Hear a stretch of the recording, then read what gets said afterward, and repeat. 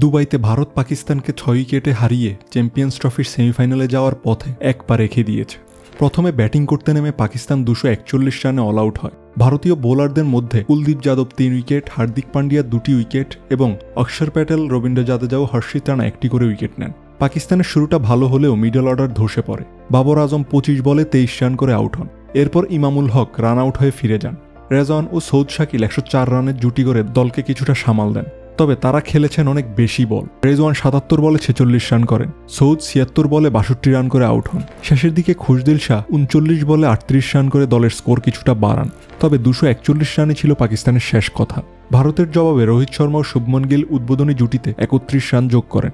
Rohit bold হয়ে ফিরে গেলেও গিল 46 রান করে আউট হন। এরপর বিরাট কোহলি 100 রানে অপরাজিত থাকেন এবং শ্রেয়াস আয়ার 56 রান করেন। কোহলির সেঞ্চুরিতে ভারত 45 বল হাতে রেখে সহজেই ম্যাচ জিতে নেয়।